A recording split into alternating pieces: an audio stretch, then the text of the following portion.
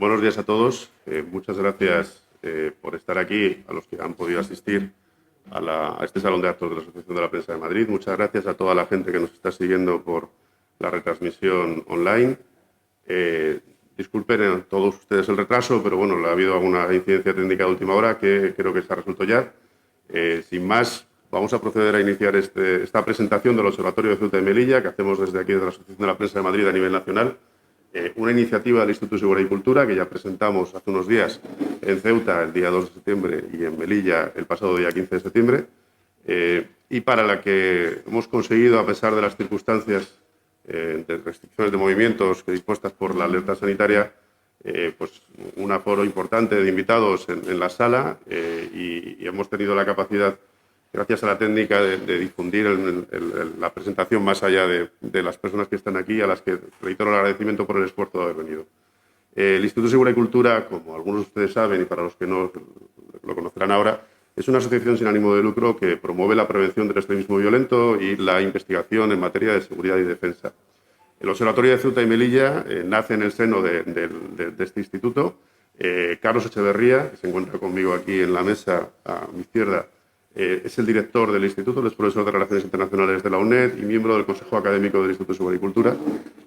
Como director del observatorio nos explicará el origen, el fundamento y los objetivos de este proyecto, y simplemente decirles que como primer acto, más allá del lanzamiento y presentación del observatorio, estamos presentando el informe Ceuta y Melilla, o cómo convertir una grave crisis en la mejor de las oportunidades, que han escrito a cuatro manos Kisi Chandiramani Ramés, que es consejera de Economía, Hacienda, Administración Pública y Empleo de Ceuta, y Jaime Bustillo Gálvez, que es el economista, experto en planificación estratégica y ex viceconsejero de Comercio, Turismo y Transporte de Melilla.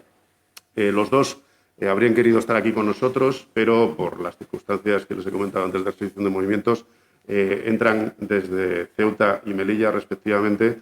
Así que podrán presentarles ellos el informe, que es de gran interés, puesto que retrata muy bien la situación de ahogamiento económico que sufren ambas ciudades y que desde el resto de España y del conjunto de la Unión Europea debemos de prestar atención, porque requiere soluciones desde el ámbito estatal y desde el ámbito comunitario. Sin más, le doy paso a Carlos Echeverría, que como director del observatorio va a profundizar un poco en el proyecto. Carlos. Muchas gracias, Alfonso. Muy buenos días. Darles también la bienvenida a quienes están presencialmente y a quienes a través del streaming nos acompañan. Con esa generosa presentación que ha hecho Alfonso de todo el contexto general y también, por supuesto, del observatorio de mi persona, a mí lo que me queda antes de que escuchemos a nuestros principales ponentes de esta mañana, que son los que nos acompañan desde Ceuta y Melilla, simplemente indicarles que el nacimiento del Observatorio de Ceuta y Melilla era una necesidad desde hace muchos años. A quienes llevamos muchos años estudiando las relaciones euromediterráneas, el Magreb, etcétera, teníamos muy claro que esos rincones del territorio nacional español y europeo que están en el norte de África merecían mucha más atención. Teníamos el privilegio de desplazarnos allí, de interactuar con nuestros compatriotas de ambas ciudades, y esa necesidad era tal, ¿por qué? Pues porque lamentablemente no están todo lo presentes que debieran en la agenda, en la percepción, en el tratamiento, tanto de las autoridades públicas como incluso, si me permiten, de la sociedad en general e incluso del mundo académico. El término, como tengo aquí delante a mi buen amigo el catedrático José María Mella, quiero rendirte un homenaje porque el término es tuyo. En una mesa redonda de las 4 que conseguí organizar en el Instituto Universitario General Gutiérrez Mellado, del que soy subdirector, sobre Ceuta y Melilla, en una mesa redonda en la que tuve como ponentes a José María Mella y a Gonzalo Escribano, hablando de economía, pero de todo lo demás, emergió, ¿verdad?, la necesidad de tal herramienta, que es algo que también otros compañeros, y me gusta siempre evocar al profesor José Collado Medina, que en paz descanse, han intentado en años y en lustros anteriores poner en marcha. Una herramienta. No se ha podido hasta ahora, y a mí me gusta siempre agradecerle al Instituto de Seguridad y Cultura el que nos haya brindado la oportunidad de ser el marco en el que quienes queremos desarrollar este trabajo lo podamos hacer. ¿Y por qué? Pues porque efectivamente, como decía antes, justificación no falta, pero no solo para que el Estado español y la opinión pública española incorporen e interioricen mucho más de lo que lo hacen ambas ciudades autónomas, pero también los demás territorios en el norte de África, los peñones de Vélez de la Gomera, de Alucemas y las Islas Chafarinas, sino porque es también una necesidad a escala más amplia. Y estamos hablando, evidentemente, de Europa y de la Unión Europea. Y, por supuesto, para un modesto profesor de Relaciones Internacionales como soy yo, en Ceuta y en Melilla encontramos muchas cosas, pero la primera, si me permiten, en términos de atraer la atención y el compromiso, encontramos la frontera. No es una frontera más con otro país, frontera española con el Reino de Marruecos. Es la frontera económica más dramática del mundo, es un escenario que nos abre las puertas al Magreb, al resto de África, al mundo árabe, al mundo islámico. Por tanto, merece una atención y merece una atención comprometida. Y, por supuesto, hay que tenerlo en mente. Y eso me lleva a terminar, porque a quienes queremos escuchar es a Kisi y a Jaime, nos permite interiorizar algo muy importante. Y es que las ciudades, aunque en buena medida han vivido durante años, lustros, décadas, mirando al sur, por su economía particular, por su idiosincrasia, ya es hora de que miren también en las demás direcciones. Y eso, además, se hace obligado con la invitación, si me permiten, entre comillas, del Reino de Marruecos, tomando las decisiones que ha tomado en relación con la frontera desde hace año y medio, pero a ello nos invita aún mucho más y escuchábamos además a los dos ponentes interactuando entre ellos, que es algo también muy interesante porque Ceuta y Melilla son distintas y distantes, aunque sean territorio nacional español y sean territorio comunitario, y es muy importante que esa mirada y ese engarce y esa conexión y esa interacción con las otras latitudes, con todas las potencialidades que afortunadamente son muchas de su economía y de todas las demás dimensiones de las ciudades, sean puestas sobre la mesa en términos de urgencia, porque junto a la actitud marroquí no podemos olvidar que la COVID-19 está aquí también para despertar a autoridades, a opinión pública y, por supuesto, a las herramientas de la Unión Europea para que también hagan suyo lo que no pueden en ningún caso considerar ajeno. Yo, sin más, me he extendido más de lo que quería. Es un honor tenerles aquí a ustedes presencialmente y a quienes nos escuchan, y que sepan que el Observatorio de Ceuta y Melilla es una herramienta al servicio de todos. No es algo que sirva solo para hacer informes y vernos de vez en cuando, sino que nos ofrece a todos una oportunidad de interactuar, de aportar ideas y, sobre todo, de diseminar ese mensaje que he pretendido transmitirle con la mayor brevedad posible. Muchas gracias.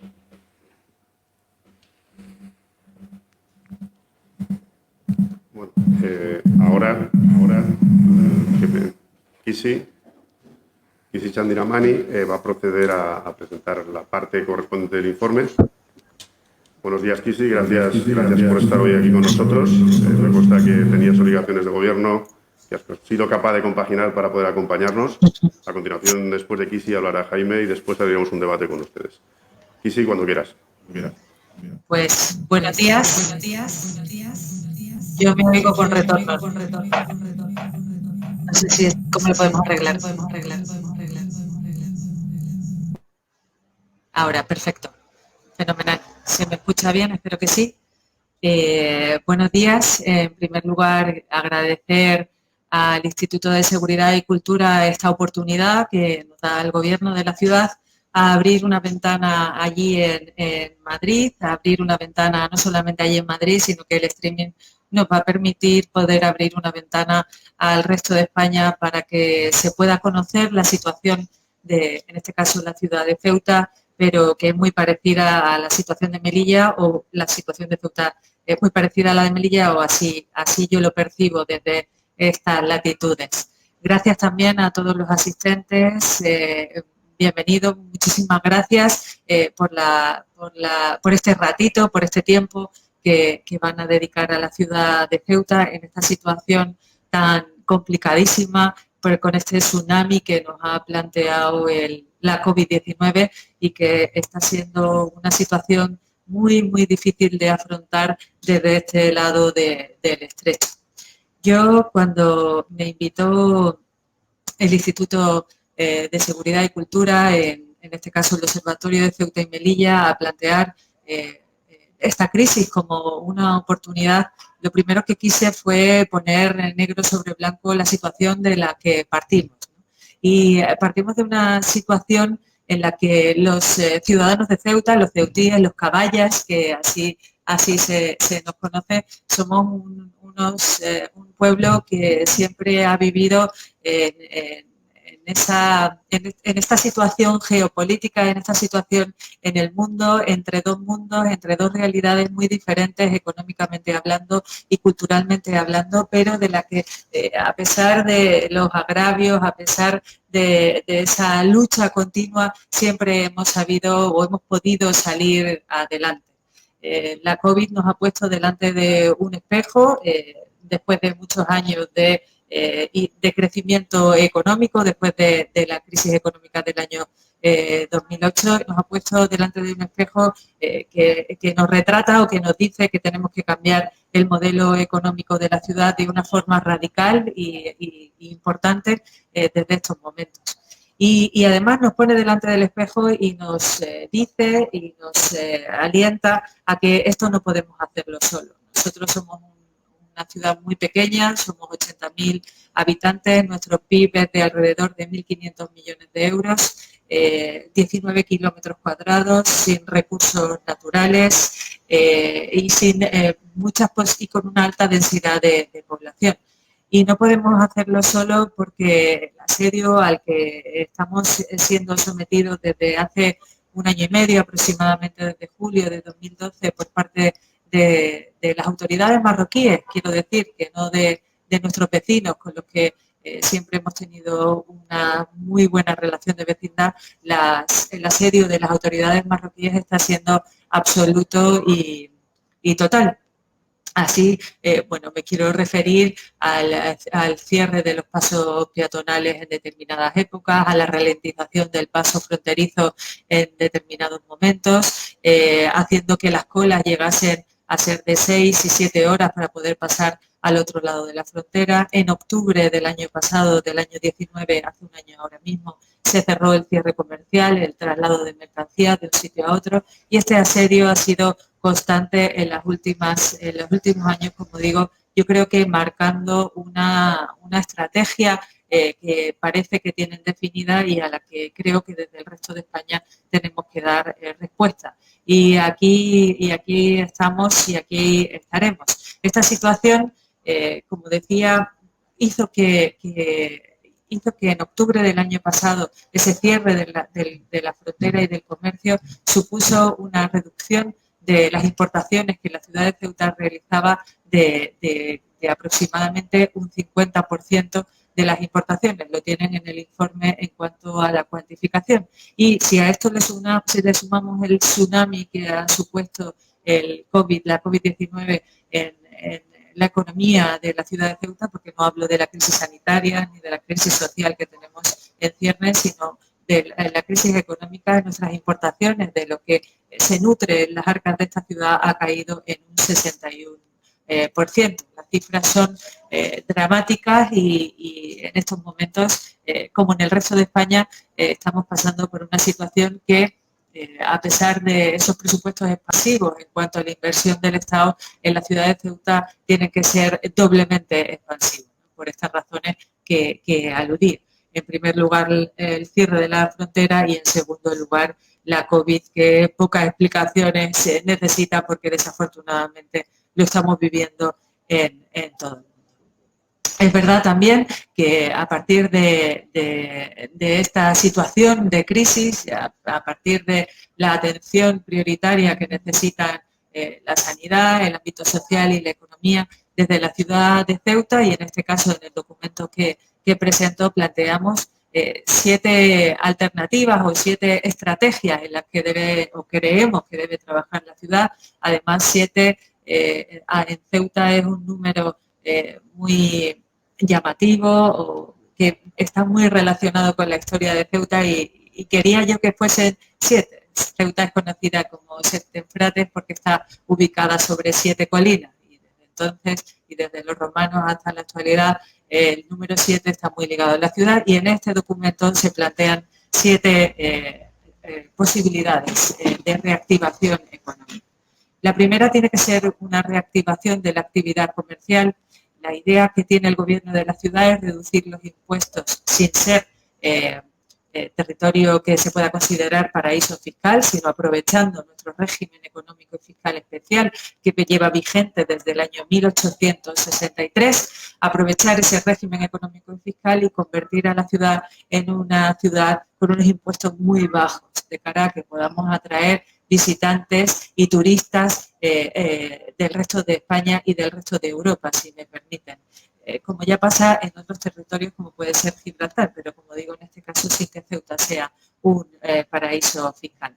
También incentivar y acceder a nuevos mercados a través de todo lo que significa el comercio online y las nuevas tecnologías. Creo que nos ha servido para bien la COVID-19, si algo bueno ha tenido, y me permiten esa expresión, es que nos ha puesto también, nos ha dado un push hacia las nuevas tecnologías y la utilización de las nuevas tecnologías. Y luego, un poco más adelante, les plantearé la estrategia en la que más fuerte está trabajando el gobierno de la ciudad en cuanto a las nuevas tecnologías y a todo lo que puede vender a través de la red. Creemos que es fundamental, como segundo punto, además de la reactivación de la actividad comercial, que en Ceuta supone el segundo sector más importante después de las administraciones públicas, el incremento de la presencia del Estado en Ceuta.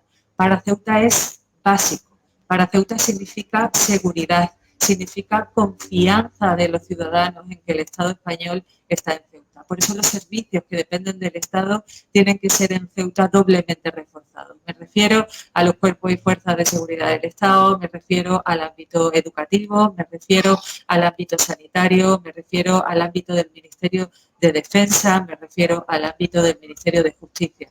Si en Ceuta los ciudadanos notamos una huida hacia adelante del Estado, eso influye en el sentir de los ciudadanos de Ceuta y eso no podemos permitirlo, porque hay que generar confianza en el territorio, hay que generar seguridad en el territorio. Y para nosotros el sector administración pública es el más importante. Cuando hay crisis, soporta las crisis económicas. Cuando hay bonanza económica, nuestro crecimiento no es tan alto como en el resto del territorio, pero aquí valoramos otras cuestiones que son muy importantes y que tienen que ver con esos sentimientos de presencia del Estado español en Ceuta, presencia y confianza. Necesitamos también mejorar la conectividad con la península.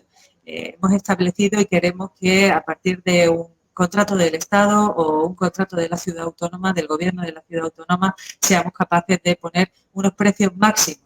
Ahora mismo el traslado entre Algeciras y Ceuta, el traslado en el estrecho es el más caro del mundo, siendo solo 16 kilómetros los que nos separan entre Ceuta y Algeciras. Entonces, tenemos que trabajar para abaratar y ser competitivos este traslado de personas, porque nos va a hacer posible el traslado de turismo, que unido a esa rebaja del precio fiscal, tiene que ser un atractivo importante para que vengan los ciudadanos del resto de España y del mundo, y de esa necesidad de mirar hacia el norte y que nuestra estructura económica dependa del norte y no dependa del sur. En este mismo sentido, también hemos conseguido mejorar la conectividad a través de una línea de helicópteros regular para todos los pasajeros que así lo estimen, y la ciudad de Ceuta va a poner en marcha en el próximo año una tarifa especial en el viaje de helicópteros para aquellas personas que no tienen bonificado su viaje. Para nosotros también es fundamental fomentar todo lo que tiene que ver con la actividad turística, el potenciar la marca Ceuta y fomentar también nuevos productos turísticos. Ahora estamos trabajando con la Junta de Andalucía para potenciar dentro del ámbito andaluz las bondades que tiene la ciudad de Ceuta. Esperamos que en breve fecha podamos firmar un convenio con la Junta de Andalucía, pero es fundamental abaratar el precio del transporte, es fundamental dar a conocer nuestro régimen económico y fiscal especial. Nosotros somos un escaparate muy pequeño si nos comparamos con el resto de comunidades autónomas y nos es más difícil llegar a los canales, a los turoperadores que venden los productos turísticos de cada comunidad, y por eso estos convenios con diferentes comunidades autónomas, en este caso la Junta de Andalucía, para intentar llegar más lejos. Queremos crear la marca Ceuta vinculada a nuestro régimen económico fiscal especial y es fundamental, bueno, pues que desde la ciudad de Ceuta seamos capaces de encontrar cuál sería la frase, cuál sería el objeto que podríamos vender de una mejor manera para llegar a todos los ciudadanos de España y de Europa y cuáles serían los stakeholders que tendríamos que utilizar para que nuestro mercado sea potencialmente conocido. En sexto lugar, creo que el desarrollo portuario de la ciudad de Ceuta no ha llegado donde tiene que llegar. Creo que el desarrollo portuario es básico. Delante nuestra es una carretera por la que pasan, me refiero al estrecho de Gibraltar, es una carretera por la que pasan millares de buques mercantes y que Ceuta podría ser considerada estratégicamente por su situación geoestratégica la puerta de África. Pero ahí también siempre nos encontramos con la negativa de nuestro país vecino, que siempre pone trabas a que Ceuta puede hacer una entrada hacia el norte de África y sobre todo por la limitación que supone la frontera del Tarajal. Por eso pedimos siempre que la frontera del Tarajal tiene que ser una frontera apropiada, tiene que tener los medios necesarios, tanto personales como de estructura, para poder asumir flujos tanto comerciales como de personas. Es fundamental, es básico. Nosotros queremos y creemos que debemos entrar en Schengen porque creemos que la frontera del Tarajal tiene que identificar, para controlar la inmigración irregular, tiene que saber quién entra en Ceuta y quién sale en Ceuta. Eso ahora mismo, con la excepción al Tratado Schengen que tiene la ciudad de Ceuta, es complicado y en ese ámbito tenemos que seguir apostando porque podamos entrar en el Tratado Schengen sin esa excepción para los ciudadanos que viven en Tetuán. Fíjense si supuso esa excepción un desarrollo para el norte de Marruecos que ha pasado en 10 años de 300.000 habitantes a 1 millón de personas. Significa que esas personas entran en Ceuta sin ningún visado, simplemente mostrando su pasaporte. Y hay en ese sentido un cierto descontrol en cuanto a la inmigración irregular y por la diferencia que hay entre las economías de Ceuta y la economía del norte de Marruecos. Pues poder utilizar las infraestructuras sanitarias de Ceuta, poder utilizar en el ámbito social y educativo las estructuras que tiene la ciudad de Ceuta supone, bueno, pues que personas al otro lado de la frontera quieran instalarse en nuestra ciudad y supone un peligro para la ciudad de Ceuta. Por eso decía que la estructura fronteriza tiene que modernizarse, vamos a llamarlo así, porque de ello va a depender la supervivencia de Ceuta. Nos planteamos también si necesitaríamos otro modelo administrativo y con esto me refiero a la entrada de Ceuta en la Unión Aduanera, pero claro, siempre preservando nuestro régimen económico y fiscal especial, porque ahora en el último punto, en el séptimo, quería mostrarle cómo Ceuta se ha aprovechado en estas últimas fechas del régimen económico y fiscal especial para atraer empresas que se dedican al juego online y al sector tecnológico. En el año 17, en el último presupuesto del ministro Montoro y que está vigente y está prorrogado, se estableció una bonificación del 50% en la tasa del juego online, todo lo que tiene que ver con la venta de servicios a través de la red. A través de esta bonificación han llegado a Ceuta por ahora 25 empresas y 200 puestos de trabajo. Para nosotros es un sector nuevo a descubrir y que puede dejar muchas oportunidades en la ciudad. Porque no solamente se benefician de esta tasa del juego, sí, pero las bonificaciones que tiene la ciudad de Ceuta y la aplicación de su régimen económico y fiscal especial tiene muchas salidas y me refiero. En Ceuta tenemos la bonificación del 60% en el IRPF, tenemos el 50% de bonificación en la seguridad social, tenemos también el 50% en el impuesto de sociedades, siempre que el ciclo mercantil completo se quede en la ciudad de Ceuta. Tenemos IPSI y no tenemos IVA, y eso supone un ahorro fiscal importante que además en los tiempos que corren y con la COVID, bueno, pues en la cuenta de resultados esa disminución de las tasas fiscales puede ser un atractivo para muchas empresas que puedan vender a través de la red, y estamos intentando aprovechar el éxito, si me permiten la expresión, que hemos tenido con las empresas de juego online, que quiero decirles que no ha hecho la competencia a España, a la península, a otros territorios nacionales, sino que está haciendo la competencia a Gibraltar por la salida del Brexit y a Malta fundamentalmente, y aprovechar ese push que hemos tenido en el juego, aprovecharlo en el sector tecnológico o de las empresas que se dediquen a la teleasistencia. Y por ahí podría ser una de las oportunidades que Ceuta pudiera reconvertir todo el sector económico, mirando hacia el norte, mirando hacia Europa, mirando hacia el resto del mundo, porque la red es inmensamente grande y la COVID nos ha demostrado, y creo que este streaming que estamos haciendo hoy nos lo pone muy claro, ¿no? Que las nuevas tecnologías están al servicio y que tienen todavía muchísimo potencial para desarrollar. En definitiva, quería daros las gracias de nuevo por permitirme esta ventana. Disculparme si me he retrasado un poquito más o me he extendido un poquito más. Es que soy política y hablo mucho, no lo puedo evitar, y además es un asunto y un tema que me apasiona como ceutí y como española. Mil gracias por escucharme y gracias por asistir a este encuentro. Gracias.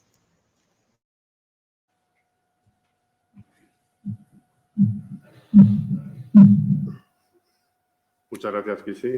Gracias por la concisión. Somos conscientes de que todo el trabajo que se ha plasmado en el informe por parte del análisis ceutí es complejo resumirlo aquí.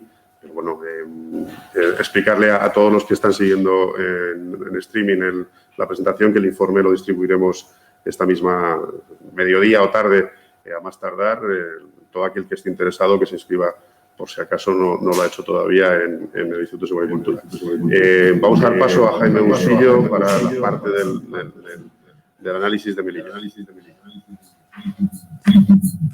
Hola, buenos días. Bueno, muchas gracias por la invitación a participar en este observatorio mediante nuestra aportación al informe que hemos trabajado con Kisi y con Carlos. Por lo que se refiere a Melilla, hemos elegido una explicación un poco acerca de cómo se llega a la situación en la que actualmente estamos, y a partir de ahí intentamos sacar conclusiones respecto de cómo salir. Por centrar un poco el tiro, tenemos que decir que la situación en la que vivimos actualmente es cierto que tiene un disparador en las últimas decisiones del Reino de Marruecos, pero tiene unos antecedentes bastante antiguos y corresponde a una cadena de decisiones que se ha ido tomando al respecto de Melilla, decisiones que se han tomado desde Melilla, también desde la Unión Europea, también desde del propio Estado español, y que junto con nuestra situación geográfica, con nuestras condiciones económicas y sociales, pues nos han llevado han generado un escenario en el cual unas pocas decisiones tomadas por el Reino de Marruecos han desatado una tormenta perfecta sobre nuestra economía y sobre nuestra sociedad, poniendo en interrogantes la propia sostenibilidad de las dos ciudades. Por tanto, quizás sea interesante no solamente fijarse en las últimas decisiones que ha tomado Marruecos, sino también en cómo es posible que unas pocas decisiones tomadas por un país afecten de una manera tan existencial a dos ciudades españolas que todos queremos sostener, que todos queremos que sean sostenibles.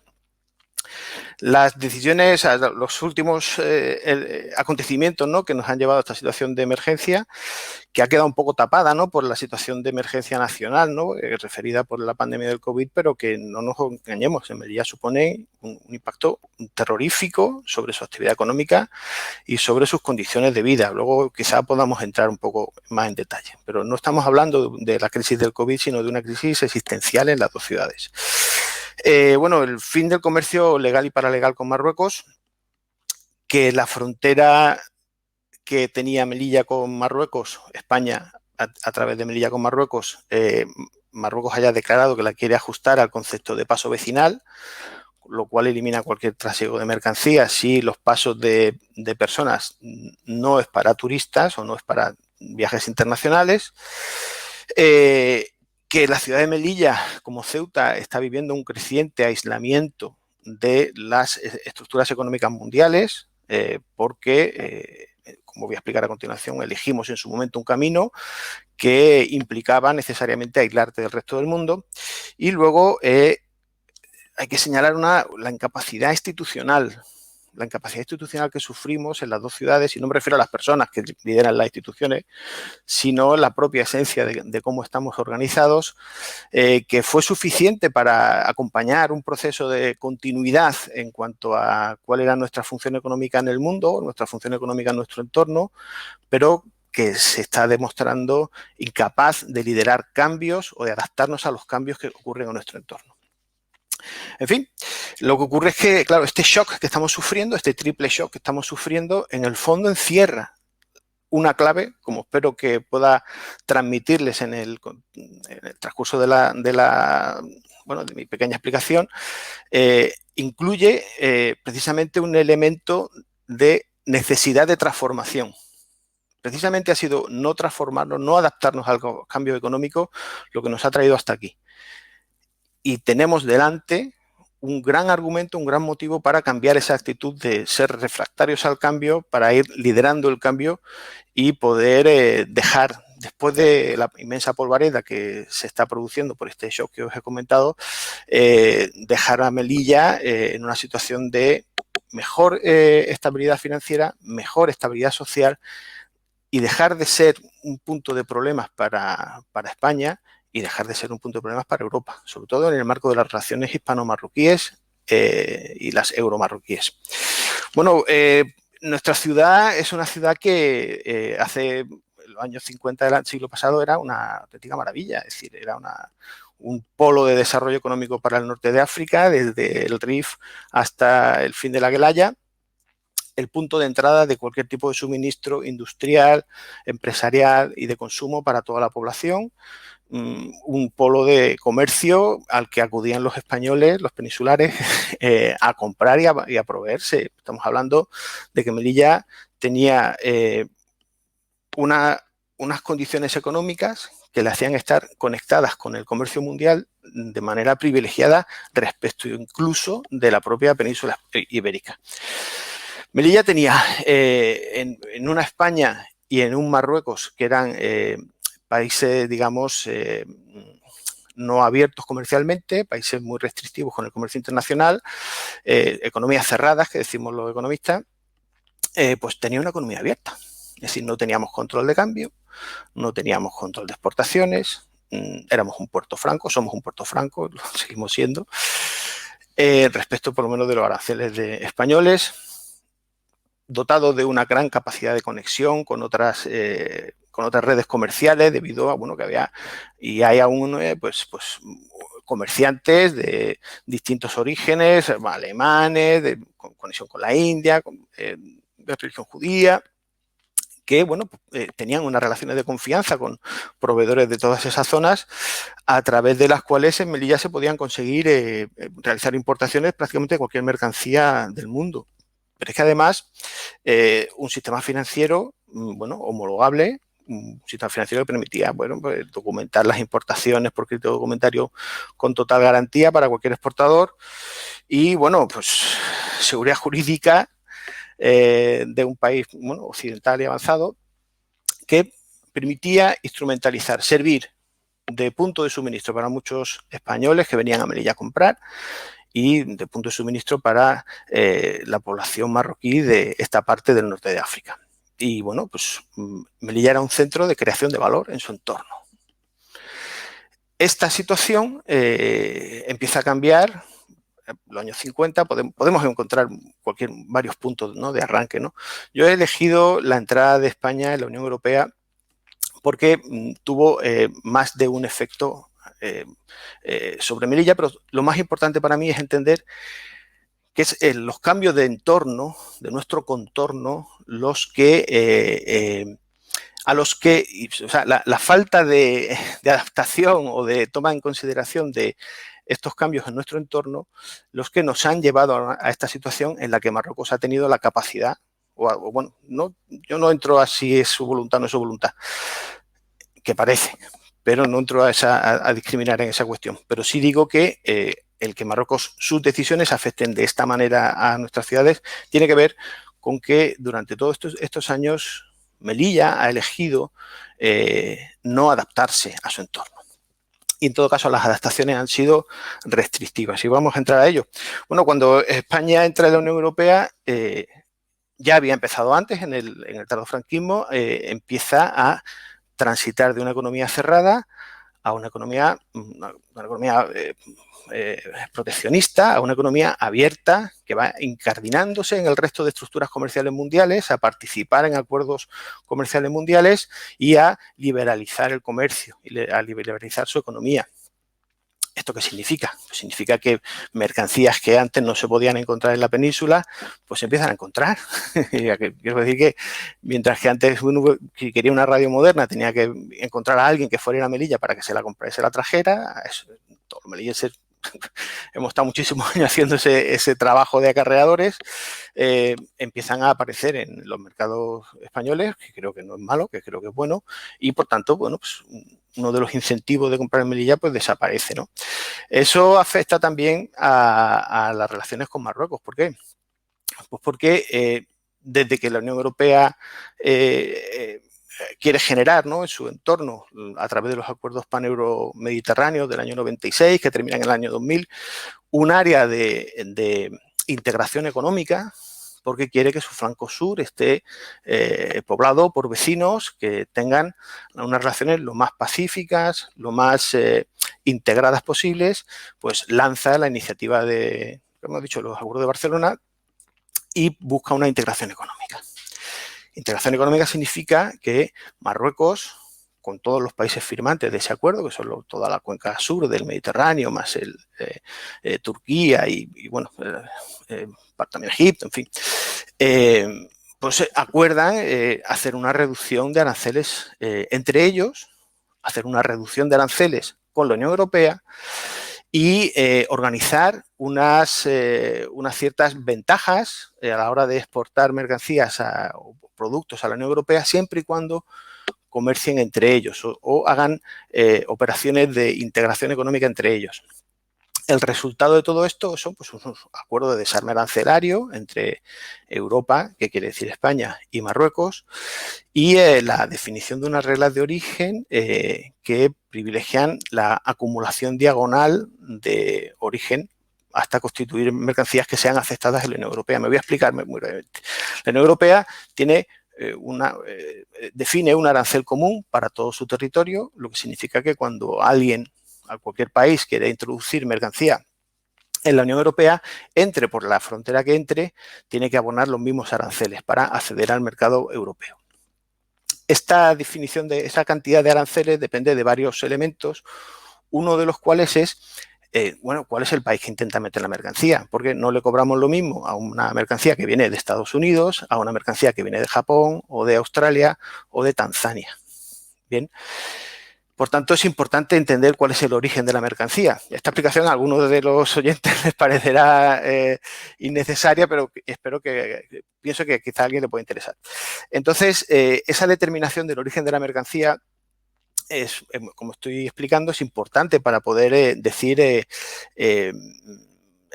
cuál es el arancel que se va a cobrar. Pues efectivamente, la Unión Europea ofrece una rebaja de aranceles a aquellas operaciones comerciales que realicen unos países firmantes del Acuerdo Paneuro-Mediterráneo porque si hay una colaboración entre estos países para producir algo, pues lo quiere privilegiar y le ofrece una rebaja de aranceles.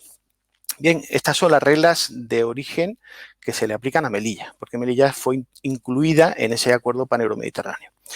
Entonces, bueno, pues tenemos una España que se liberaliza, una Europa que se quiere integrar económicamente dentro del área euromediterránea y una Melilla que en su momento, cuando se produce la entrada de España en la Unión Europea, elige no entrar en el territorio aduanero común y lo elige porque quiere seguir comerciando con Marruecos de la manera más eficiente posible. Y la manera más eficiente posible en ese momento era mantenerse fuera del territorio aduanero común y poder introducir mercancías en Marruecos, pues de maneras más rigurosas o menos rigurosas, pero al fin y al cabo en una posición de privilegio, precisamente para mantener ese estatus de puerto franco ante una economía que estaba más o menos cerrada. Bueno, tal fue la preocupación que se produjo en Melilla cuando se firmaron los acuerdos paneuromediterráneos, porque esa rebaja de aranceles de mercancías a la entrada a Marruecos, pues estaba poniendo en cuestión que siguiera siendo una plataforma privilegiada para vender a Marruecos la ciudad de Melilla. Tal es así que, bueno, en esa época se firma por el presidente Aznar, bueno, se acuerda una garantía de ingresos para la ciudad de Melilla, bueno, también para la Ceuta, por supuesto, en base a esa tributación local, ese impuesto local de IPSI, que es un pequeño arancel que cobramos al introducir mercancía en Melilla, precisamente para cubrir la contingencia de que al dejar de cobrar aranceles tan altos Marruecos a las mercancías que entran de la Unión Europea, pues que Melilla perdiese competitividad y perdiese la capacidad de exportar a Marruecos, quiero decir. Conclusión, en vez de empezar a desarrollar una estrategia que nos lleve a tener alguna actividad económica diferente, de comerciar con Marruecos en términos de comercio formal o informal, lo que hacemos es neutralizar el impacto de ese cambio mediante el ingreso complementario de cuotas de IPSI. ¿Qué ocurre? Pues que a partir de ese momento, cada vez tiene más importancia lo que Marruecos decida respecto de esa frontera que cualquier otra decisión, me refiero en cuanto al volumen de comercio. ¿Por qué? Pues porque nosotros nos vamos separando, vamos perdiendo conexión con la economía europea o con la posibilidad de comerciar con otros países del mundo, porque nos mantenemos excluidos de los acuerdos comerciales para favorecer el comercio con Marruecos, pero Marruecos está empezando a integrarse económicamente con la Unión Europea. Es decir, en ese momento ya estaban las bases para llegar a la situación que hoy en día sufrimos. Entonces, por ejemplo, ¿por qué si ese área de integración económica en la que nosotros formamos parte, esos acuerdos paneuromediterráneos, favorecían la exportación de mercancía a la Unión Europea, Melilla no ha participado de ese proceso? Melilla apenas ha conseguido exportar mercancía a la Unión Europea basándose en estas reglas de origen especiales. Pues básicamente ese periodo fue bastante efervescente en la ciudad porque de hecho se intentó, ¿no? Poder encontrar ventajas y alternativas al comercio con Marruecos, pero bueno, realmente los empresarios locales tenían dos posibilidades de desarrollar su negocio. Uno, continuar vendiendo a Marruecos, que se continuó vendiendo más o menos con normalidad. Hubo una sustitución de unas mercancías europeas por algunas de Extremo Oriente. Y por otro lado, poner en marcha empresas de fabricación en Melilla, pues no era tan fácil. No era tan fácil. Entonces había un camino, digamos, sencillo y un camino más complicado, y la decisión racional de los empresarios en esa época pues no fue precisamente impulsar el tema de la fabricación en Melilla, sino más bien continuar profundizando en la labor comercial, digamos, más sencilla. Eso no quiere decir que no hubiera intentos, pero no fueron realmente no fueron protagónicos en cuanto a la vida económica de la ciudad. Luego tampoco se puso especial celo y especial continuidad en atraer a otros empresarios que pudieran estar haciendo otras actividades o que estuvieran más cercanos a la labor industrial para acercarse a Melilla a trabajar. Claro, yo tampoco veo a un empresario pidiéndole a su administración que le traiga competencia. No es exactamente una petición frecuente. Pero bueno, quizá ahí las instituciones tenían que haber trabajado más intensamente en ese camino. Lo cierto es que la percepción de riesgo desapareció una vez que teníamos la garantía de ingresos. Y ese desconectar ese botón de alarma quizá, bueno, era necesario y fundamental que se hiciera, eso es una decisión correcta en ese momento, pero que debió de acompañarse de una interiorización de situación ya excepcional. Oye, me están empezando a pagar para que yo consiga completar, ¿no?, mis ingresos. Luego, la tramitación de las reglas de origen no es sencilla. Pasa por una consulta vinculante a la agencia tributaria y esto requiere pues una definición del proceso productivo en su detalle, hace falta que el empresario, digamos, descubra. No es un mecanismo que lo ponga relativamente fácil y menos para pequeñas y medianas empresas que son nuestra dimensión de referencia. Nosotros no va a venir, no tenemos espacio para una gran industria que pueda, digamos, sobrellevar ese tipo de estudios con facilidad. Además, cuando estamos hablando de productos animales o vegetales, donde tenemos una clara posibilidad de entrar en un tráfico de perfeccionamiento, pues nos encontramos con que estas normativas tienen ciertas indefiniciones y hay ciertas... Bueno, lo hemos sufrido, el mejor ejemplo, bueno, la dificultad al determinar las condiciones de importación-exportación, por ejemplo, de borrego en el caso de durante la fiebre aftosa y en periodos anteriores y posteriores. Y por último, pues oye, tenemos también una gestión de esos acuerdos que se puede calificar como mínimo de errática. Es decir, los acuerdos de cierre de estas reglas de origen especiales pues se han cerrado con Jordania en el año 2002, con Chile en el 2003, Líbano, Egipto, Argelia en 2005, esta sí tiene mucho interés, Albania, Montenegro, Bosnia, Serbia y por último Corea del Sur en el año 2011. Corea del Sur. Quiero decir que no parece que haya estado regido por una búsqueda sistemática de conexiones entre las potencialidades de la economía de Melilla y el acceso a los mercados europeos, que era la otra opción que tenemos, la opción que nos abre en esta regla de origen. Entonces tenemos, por recapitular, una ciudad que tiene unas grandes ventajas comerciales y con capacidad para crear riqueza hacia una economía cerrada como la española previa a la entrada de la Unión Europea y con grandes ventajas para exportar hacia Marruecos, pero basada en la permisividad de Marruecos respecto de ese comercio. Y en un entorno de cambios en cuanto a la posición española respecto a la Unión Europea y el mundo, de cambios entre la relación entre Marruecos y la Unión Europea y los acuerdos euromediterráneos, la apuesta que se hace desde las instituciones y desde los empresarios locales es insistir y continuar en ese negocio que nos va muy bien, que es el negocio con Marruecos. Pero ¿qué ocurre? Que además de cambiar la Unión Europea y de cambiar la relación con la Unión Europea, el propio Marruecos cambia. Precisamente estos acuerdos euromediterráneos, los acuerdos que ha ido desarrollando con Estados Unidos, que quiere que su socio en el norte de África alcance una estabilidad económica, porque precisamente hay bastantes elementos en juego, ¿no?, de geopolítica en el estrecho y en esa fachada del Atlántico. Y por último, un país que es consciente de que no tiene hidrocarburos y que tiene que desarrollar una economía no dependiente de unos ingresos con los que nos puede contar, a diferencia, por ejemplo, de Argelia, ¿no? Pues Marruecos inicia, hay un montón de acuerdos del Fondo Monetario Internacional con el Banco Mundial, un proceso de transformación de su economía, de equipamiento de su economía, que va haciendo cada vez menos necesario para su estructura económica la operativa a través de Ceuta y de Melilla. Sobre todo desde Melilla. Quiero decir que desde Ceuta, bueno, pues a través del propio puerto de Tánger, pues digamos que ha podido tener conectividad desde siempre. Pero desde Melilla hubo un tiempo en el que era imprescindible meter mercancía a través de Melilla.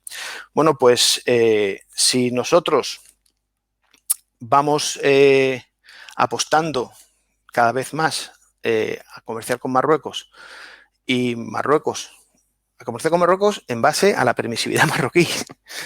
En base a la permisividad marroquí. Y Marruecos va cada vez teniendo menos necesidad de depender de esa facilidad fronteriza, pues llega un momento en el que se produce un escenario en el que nuestra única posibilidad de seguir comerciando está en manos de otro país. Y eso no es culpa del otro país. No es culpa del otro país. O no se le puede culpar al otro país. Porque además el discurso marroquí pues es un discurso en el que lo que pretende es promocionar su propio desarrollo interno. Y tampoco se le puede poner muchas pegas a esa intención. Aunque puede haber otras intenciones, que yo no las niego. Bueno, pero ¿por qué esto no lo hemos podido gestionar de otra manera? Bueno, yo quisiera resaltar aquí la importancia que tiene para el desarrollo económico las instituciones propias de cada economía y su relación precisamente con el desarrollo económico. Cada vez más tienen predicamento las teorías de autores como Acemoglu y Robinson, que vinculan más que a la riqueza en factores de producción o a la capacidad geográfica, a las ventajas geográficas de cada país o incluso a la cualificación de sus responsables políticos directos, es la capacidad de las instituciones o las características que tienen las propias instituciones de los países. Es decir, Corea del Norte y Corea del Sur han tenido un devenir económico muy diferente, precisamente por la forma de las instituciones coreanas, las coreanas del sur, claro. Japón es un país que no tiene recursos económicos, no tiene ni minerales, ni producto energético, simplemente tiene un Estado y una capacidad de asumir innovación de manera privilegiada con respecto a otros países. En fin, hay un montón de ejemplos en los que cómo las instituciones de los países o de los territorios de la unidad económica son capaces de generar o de incentivar o de absorber la innovación y la innovación económica mejor en unos casos que en otros. Entonces, bueno, pues pienso que debemos de reflexionar por qué los distintos planes y planificaciones estratégicas que se han hecho en Melilla, cómo han resultado y cómo quizá al ver esos malos resultados, esos resultados que han determinado que no hay transformación económica detrás de esas actuaciones de planificación de la ciudad de Melilla, encontrar cómo hacer que en este escenario de cambio que se precisa sí que tenga esa energía. Y por eso me es tan interesante hablar de cómo... ¿Perdón? No te importa que concluyendo tu presentación, por favor, si no nos vamos a comer el tiempo para el debate. Puesto. Bueno, entonces, en esta situación creo que es muy importante entender que si lo que necesitamos es dialogar con la Unión Europea, dialogar con el Estado español para elegir unas transformaciones en cuanto a cómo se relaciona Melilla con los mercados internacionales, cómo se relaciona Melilla con potenciales clientes que puedan aprovechar nuestras características fiscales, que muy bien ha explicado Kisi anteriormente, necesitamos reforzar la capacidad de las instituciones melillenses precisamente con una mayor implicación de las instituciones españolas, que lo que están deseando es encontrar la forma de ayudarnos a construir un futuro económico no dependiente de Marruecos. Entonces, yo más importancia que al presupuesto, que le doy mucha importancia, no se lo estoy quitando, creo necesario complementar el esfuerzo presupuestario del gobierno español con, por ejemplo, y en el estudio pongo algunos ejemplos, con, por ejemplo, ser capaces de inyectar actividad económica dentro de la ciudad de Melilla mediante un acceso privilegiado al territorio aduanero común. Es decir, tenemos un acceso reflejado por la regla de origen de los acuerdos pan-euro-mediterráneos, el mismo acceso que tiene Marruecos, o el mismo acceso que tiene Túnez, o el mismo acceso que tiene Argelia o que tiene Egipto. Claro, pero con una diferencia, que nosotros no somos un tercer país, somos un tercer país aduanero, pero somos la propia Europa. Entonces, creo que España puede hacer mucho por Ceuta y Melilla aparte de presupuestariamente, que por supuesto, acompañándonos y empujándonos y ayudándonos a diseñar con la Unión Europea una forma de acceso a los mercados europeos que no se base en los criterios que tienen las actuales reglas de origen, sino que se base en unos criterios de reglas de origen en los cuales se compute fundamentalmente la mano de obra, que es el único factor que tenemos en la ciudad, y no se base en la imputación de materiales. Serían unas reglas de origen excepcionales para aceite de mirilla. Pero recurro a, por ejemplo, la aprobación de contingentes que la Unión Europea aprobó para el caso de Túnez por compensarles por los atentados terroristas que tuvieron en el año 2016, en el año 2015 en Susa, y cómo la Unión Europea entiende perfectamente que para echar una mano para impulsar la economía de un territorio al que quiere ayudar, puede utilizar su política comercial. Entonces, para una política comercial novedosa, una política comercial que nos ayude a integrarnos en las cadenas logísticas internacionales de entrada de mercancía a la Unión Europea, la ciudad de Melilla no va a ser capaz de ejercer ese diálogo porque no tiene suficiente energía para poder aprovecharlo. Ahí es que pienso que el Estado español puede hacer mucho por nosotros. Además, tenemos un horizonte por delante, que es el horizonte del cambio climático y del impacto medioambiental sobre nuestras dos ciudades, que son ciudades aisladas en cuanto a todo tipo de recursos. Pienso también que ayudarnos a diseñar un plan de sostenibilidad de nuestra ciudad, tanto en el punto de vista económico, porque si hay unas diferencias importantes entre la frontera melillense y Marruecos, las fronteras interiores de nuestra ciudad son también importantes y aluden a y pueden complicar la sostenibilidad porque hay partes de la ciudad que dependían mucho de ese comercio con Marruecos y otras no tanto. Y por último, de cara a garantizar esa provisión de materiales y de factores de producción necesaria para poder incardinarse en esta estructura productiva. Y bueno, me he dejado mucho por decir, el informe está a vuestra disposición. Yo personalmente estoy a vuestra disposición para profundizar en cualquier área que sea de interés y bueno, y gracias por la oportunidad.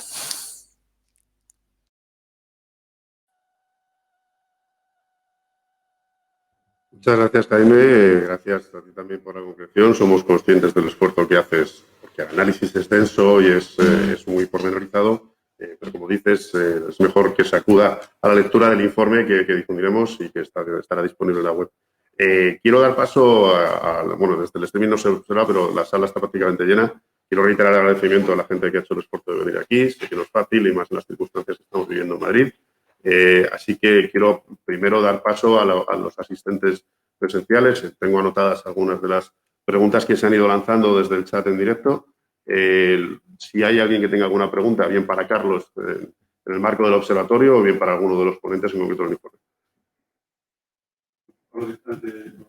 Sí, muchísimas gracias, muy buenos días y muchas gracias a los dos ponentes, a Kisi y a Jaime, y muchas gracias también al observatorio por esta plataforma para promover la visibilización de las circunstancias en las que están Ceuta y Melilla. Yo creo que la situación de ambas ciudades es crítica y falta una percepción clara del nivel de criticidad de la situación de ambas ciudades. Creo que llevamos mucho tiempo analizando cuáles son los problemas, de dónde venimos, los orígenes, y todo ello además hecho de una manera sectorial. Marruecos tiene unos objetivos que no oculta con respecto a Ceuta y Melilla, y yo creo que falta por parte nuestra, por parte nacional, la capacidad de asumir que tenemos un problema grave con los 170.000 españoles que viven en ambas ciudades para garantizar la sostenibilidad de su futuro y que tenemos que adoptar decisiones. Recientemente en el Congreso se ha planteado la posibilidad de analizar pormenorizadamente y de manera holística, global, no sectorial por parte del Interior en cuanto a la inmigración o por parte de educación en cuanto a las ratios escolares, sino desde todas las perspectivas, la posibilidad de analizar cuáles son los problemas de Ceuta y Melilla para adoptar decisiones desde nuestra parte. Ha sido rechazada, no ha suscitado el interés del Congreso de los Diputados. No se consideraba necesario acometer el trabajo de una aproximación multidisciplinar e interministerial a la problemática de Ceuta y Melilla para adoptar medidas.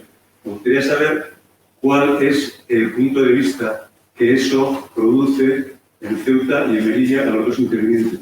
Que una iniciativa planteada en el Congreso de los Diputados para interesarse por lo que es el objeto de este observatorio, cuáles son los problemas de Ceuta y Melilla, de los que estamos aquí somos bastante conscientes.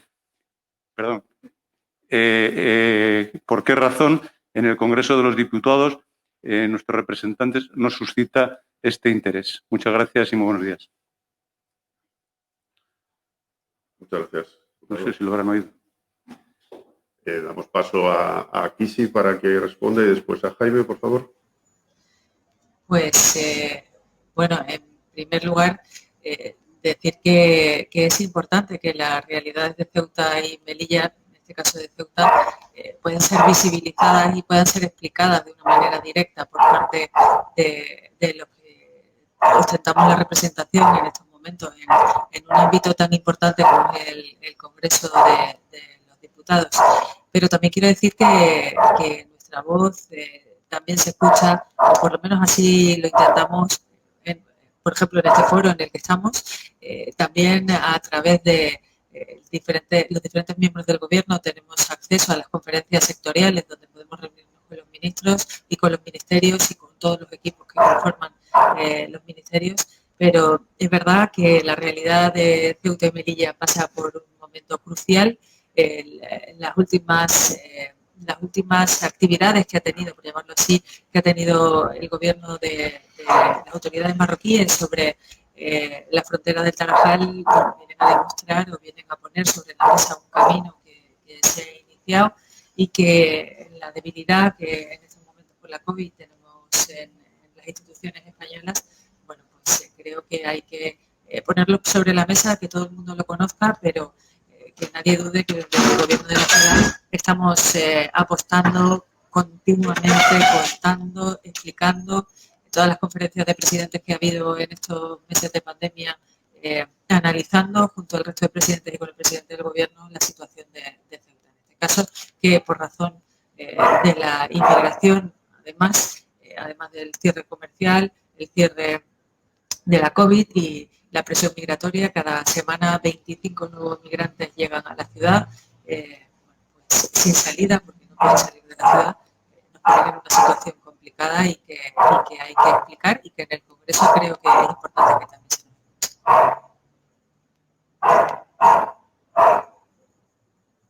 Muchas gracias.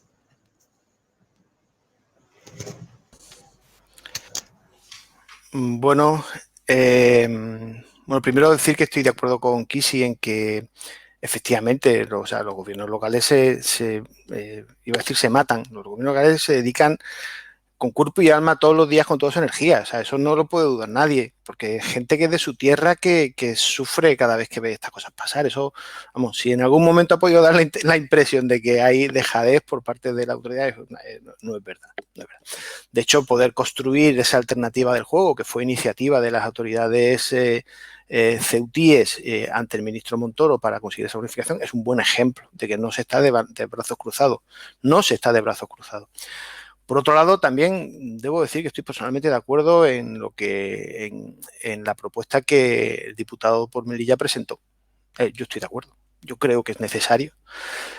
Pienso que tampoco está ajeno de algún tipo de razón o no está ajeno de razón el voto que rechazó, ¿no?, que se presentara en el marco de la Comisión de Exteriores. Sin embargo, el núcleo de la propuesta del diputado, yo estoy de acuerdo. Además, se lo dije personalmente en cuanto conocí el detalle. Yo pienso que, bueno, es una cosa que debe de quedar en el saco de la anécdota, porque es mucho más importante que un proceso de ese tipo se movilice. Lo digo porque no es la primera vez que se han planteado estas acciones. Ha habido una comisión mixta, Congreso-Senado, para las comunidades europeas, en las que ya se trabajó esto hace quizá 11 años. Pero es que en ese momento Melilla y Ceuta estaban, voy a decir una palabra un poco así, obsesionadas con proteger ese tipo de comercio con Marruecos. Entonces, hoy en día, digamos que el sector empresarial que intentaba bloquear cualquier cambio porque estaba bien como estaba, pues hoy en día está pidiendo alternativas. Entonces, pienso que es lo adecuado, con ese mecanismo o con otros mecanismos iniciar este proceso de transformación. Quisiera comentar una cosa más respecto a lo que ha dicho la consejera. Efectivamente, orgánicamente Ceuta y Melilla tienen acceso. Si formalmente Melilla y Ceuta no tienen un problema institucional. Se nos invita a todas las conferencias de presidentes, estamos en todas las sectoriales, pero claro, es que son 45 conferencias sectoriales y 82 comisiones sectoriales y grupos de trabajo permanente para un ayuntamiento, que no podemos tener todos los consejeros que queramos.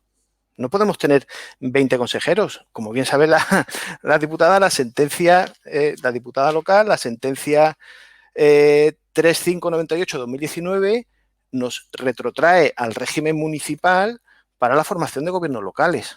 Claro, es que el régimen municipal está hecho para llevar agua a las casas, no está hecho para transformar la economía melillense. Por tanto, no estoy hablando de las personas, estoy hablando de que institucionalmente, si el dispositivo administrativo está diseñado para llevar agua a las casas, recoger la basura, que son las competencias de un ayuntamiento, difícilmente ese artefacto institucional puede llevar adelante una transformación que requiere acciones de comercio internacional, de negociación con la Unión Europea. Por tanto, yo creo que es adecuado implicar en las Cortes al Gobierno de España en la transformación de la ciudad y precisamente por la parte institucional, también en la presupuestaria. Y aprovecho para aplaudir las buenas relaciones que tiene Ceuta con la Junta de Andalucía. Me gustaría que también fueran invitadas las instituciones melillenses a ese tipo de colaboraciones porque también somos merecedores de ello.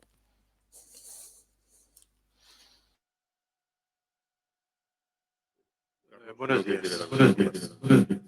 Sí. Me llamo Antonio Rubio y soy de... Carlos quería contestar. Adelante. Perdón. Lo mío es muy breve. ¿Por qué? Pues porque incide, señoría, en general, su comentario con la razón de ser del observatorio. Nuestra mayor tragedia es que la pedagogía que tenemos que hacer, primero hay que hacerla en casa. Y tenemos mucho trabajo por delante. Y luego, o en paralelo, no luego, también la haremos en el resto de Europa. Pero evidentemente tenemos que, por eso lo decía, ¿no? Es decir, que incardinar las ciudades, que son híbridos entre comunidades autónomas, ayuntamientos, ya lo sabemos, pero aquí estamos hablando de percepciones, de sensaciones, de los comentarios que oímos cuando hablamos de Ceuta y Melilla entre nuestros propios compatriotas. Entonces, esa labor pedagógica del observatorio es más que necesaria para dar respuesta a situaciones como la que has planteado. Muchas gracias. Perdón, Antonio. Buenos días. Me llamo Antonio Rubio y soy de Melilla. Quería plantear dos cuestiones simples y sencillas. Una, si alguien ha recuperado el libro de Fernando Morán, Una política exterior para España, en la que en 1980 hablaba ya de la jonconización o posible jonconización de Ceuta y Melilla. Y dos, todo melillense sabía que el puerto de Beniansar sería, lógicamente, un final del puerto franco de Melilla. Y eso no hacía falta ser ni del CSI ni del CNI, porque todos los que jugábamos al fútbol en la playa de Miami lo sabíamos perfectamente. La falta de previsión política es la que realmente llama la atención. Nada más.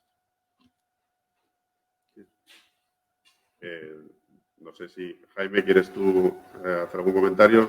Sobre todo a la referencia. Don Antonio ha explicado más crudamente mi tesis. Con una diferencia. Lo tenemos todo para salir adelante. Lo tenemos todo, tenemos una consideración privilegiada de nuestro país. Formamos parte de la mayor potencia comercial del mundo, la Unión Europea. Tenemos unas ciudades que están bien equipadas siempre se puede mejorar, ¿no?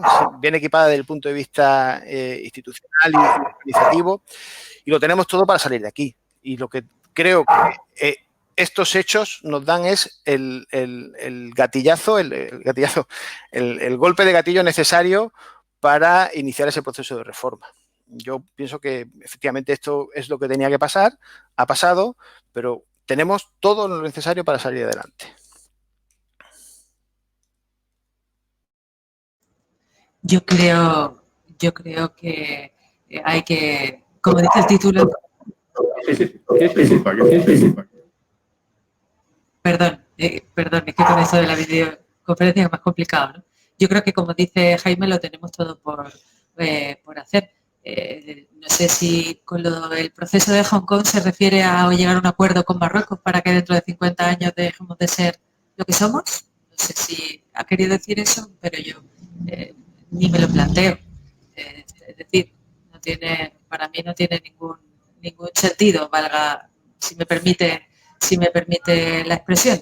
Lo que no tenemos que es, como dice el título de esta intervención, es aprovechar esta crisis, la comercial y la que Marruecos nos ha impuesto en estos últimos años, con la crisis del COVID, para que nos sirva de empuje hacia adelante. Porque Ceuta y Melilla siempre han vivido en situaciones difíciles y complicadas, y siempre, desde que Ceuta es Ceuta y Melilla es Melilla, hemos conseguido salir adelante, y esta será una vez más de la que saldremos reforzados.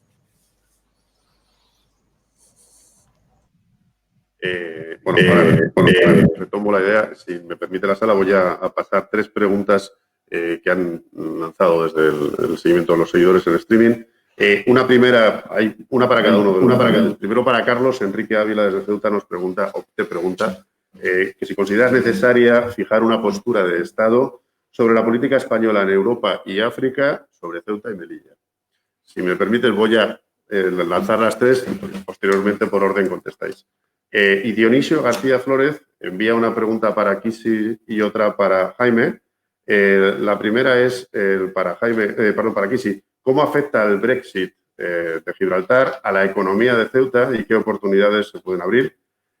Y para Jaime, si no sería hora de formar parte del territorio aduanero de la Unión Europea y pedir el Estado, o es otra opción, pedir el estatus de territorio ultraperiférico como tiene Canarias o los territorios franceses de ultramar. Así que, si no os importa, que comience Carlos, después Kisi y posteriormente Jaime contestando. Gracias.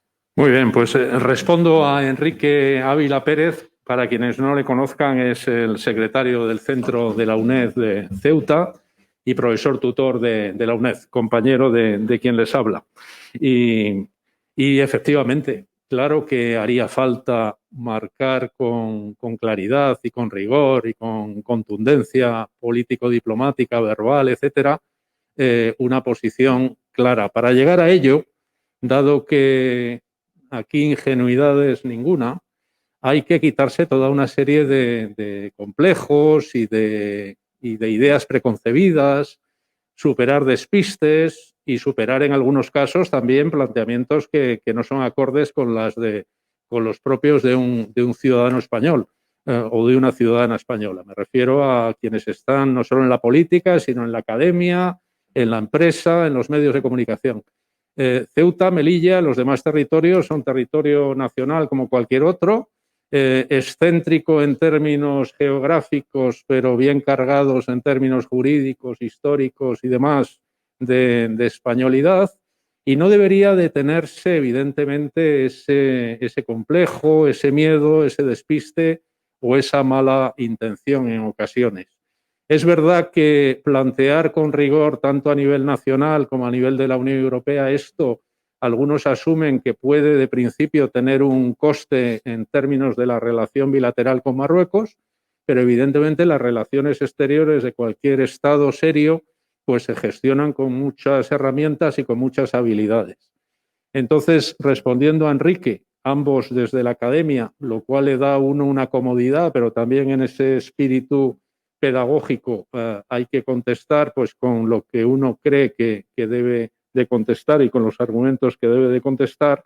Es momento, aprovechando también, como decimos, esta situación que se ha agravado y que nunca ha sido fácil, como dice Kisi, como dicen Jaime, pero que ahora evidentemente es una situación grave, preocupante, es el momento de hacer esa pedagogía a nivel nacional y a nivel de la Unión Europea. ¿Por qué? Pues porque nosotros tenemos el privilegio, los ciudadanos de la Unión Europea, no solo de hablar en términos nacionales, que tenemos que seguir haciéndolo, y para este tema la pedagogía primero es nacional, pero tenemos también, evidentemente, ese contenido en términos de pertenencia a la Unión Europea. Y es obligado, y con ello termino, que todos los ciudadanos de la Unión Europea asuman que efectivamente la frontera sur es la frontera de Ceuta y Melilla, sea uno de Helsinki, de Dublín o de donde sea.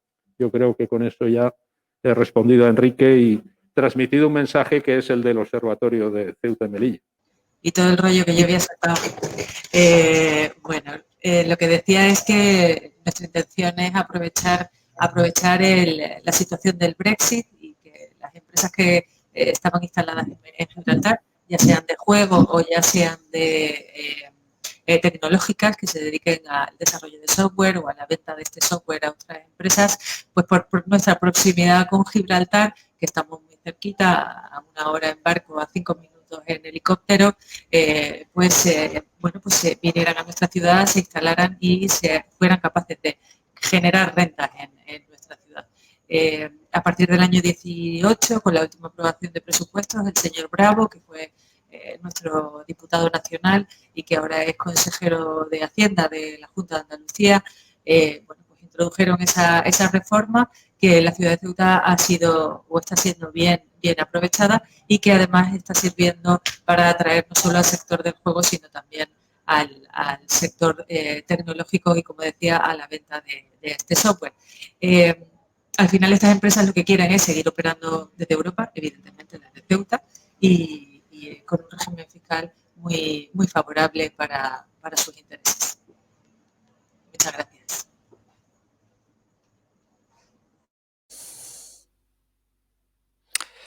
Bueno, yo voy a ver, lo primero que quiero explicar a los oyentes a los videntes, es que, bueno, Ceuta y Melilla son dos ciudades que son hermanas, pero no son mellizas. Como, por ejemplo, lo ha explicado muy bien la consejera aquí, sí, la ubicación geográfica de Ceuta es significativamente más proclive para determinados negocios que la de Melilla, al estar precisamente en boca del propio estrecho de Gibraltar. Por contra, Melilla tiene una configuración geográfica diferente de la ceutí que le permite tener aeropuerto y se puede plantear desarrollos turísticos que un poco para Ceuta no pueden estar en el mismo nicho, que no digo nivel. Entonces, bueno, primero asumamos que es posible o no entremos al diseño del futuro económico de Ceuta y Melilla asumiendo que tienen que ser dos soluciones gemelas e idénticas en cada uno de los puntos. Creo que sería una buena base entender que lo que necesitamos es que sean igualmente sostenibles, sea por los medios que sea. Eso es lo primero. Creo que sigo quemando capítulos del trabajo que no he podido explicar en la primera exposición. Luego, TAC y estatus ultraperiférico. El estatus ultraperiférico es algo que está cerrado porque están los tratados y nadie va a reabrir los tratados para incluirlos en ellos o no. Lo que sí podemos es elementos característicos de la situación de ultraperificidad, intentar asumirlos para Ceuta y Melilla. Yo pienso que no necesitamos todo el estatus ultraperiférico, pero sí quizá algo de ello. Pero como tal, esa etiqueta está fuera del alcance. No podemos pedir un cambio de tal categoría a la Unión Europea. Territorio aduanero común. Es una herramienta.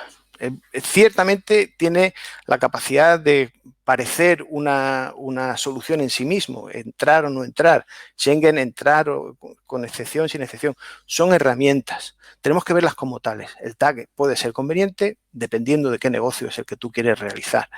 Entonces, mi opinión personal es la que defiendo en el trabajo como una de las opciones posibles, pero que voy a ese debate a convencer y a ser convencido. O sea, no creo que debamos de hacer castillos en este tipo de cuestiones. Creo que a Melilla le interesa mantenerse fuera del territorio aduanero común para poder aplicar las condiciones de baja tributación, que no paraíso fiscal, baja tributación, de la mejor manera posible. A estos respectos, quiero decir que sería funcional como una zona franca, como la zona franca de Barcelona, pero con unos impuestos mucho más bajos que los que tiene que pagar una empresa en la zona franca de Barcelona. Esa sería la configuración que yo creo que nos puede interesar. Añadido a esto, la Unión Europea nos tiene que dar unas reglas de origen para que la producción que se haga en esa plataforma tenga un acceso prioritario sobre lo que se haga en otras plataformas cercanas a nosotros, que a veces esta plataforma tiene la dimensión de un país completo, como puede ser Marruecos, esta plataforma en la que a nosotros se nos otorguen unas condiciones un poquito mejores que las marroquíes y basadas en la aplicación de mano de obra, porque, insisto, es el único factor que disponemos en la ciudad. Desde este punto de vista, creo que puede encontrarse una solución en unas cantidades, un número de toneladas incluidas en esa facilidad que nos dé la Unión Europea, ridículas, absolutamente ridículas en el volumen del comercio europeo, pero que para Ceuta y Melilla, por lo menos para Melilla, pueden ser mucho más que suficientes para armar una estructura económica sostenible. Y para eso hará falta estar fuera del territorio de lo común, mantener las ventajas fiscales, darnos acceso a los mercados europeos en unas condiciones privilegiadas, porque no somos un tercero, somos la propia Unión Europea, y unas reglas de origen capaces de articular ese acceso. Y, por último, unos acuerdos comerciales con los países emisores de mercancía. Es decir, si Costa de Marfil va a enviar café a Melilla para ser procesado aquí, pues eso hay que darle una conectividad, un acuerdo comercial para que esto le interese a Costa de Marfil. Por tanto, mi opinión es que tiene más fácil Melilla tener una actividad industrial que podemos fijar en un 20% del PIB en este tipo de operaciones si se mantiene fuera del territorio de lo común. Pero, como he dicho, esto no son religiones, estos son cuestiones prácticas en las que hay que discutir.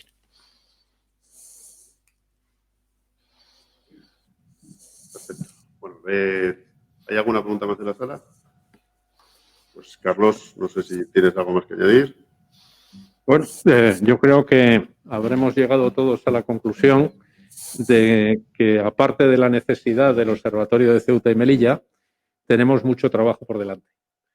Pero es trabajo urgente. No estamos empezando para eternizarnos en años y décadas, sino que la situación sobrevenida, que combina, entre otras cosas, porque aquí se ha hablado efectivamente de políticas de muy atrás en el tiempo, pero lo más reciente, que es tanto el cierre de la frontera por parte de Marruecos como la COVID-19, nos obligan, ya que por fin tenemos al servicio de todos, y esto me gusta mucho insistir en ello, una herramienta como es el Observatorio de Ceuta y Melilla, pues es importante que arrimemos todos el hombro.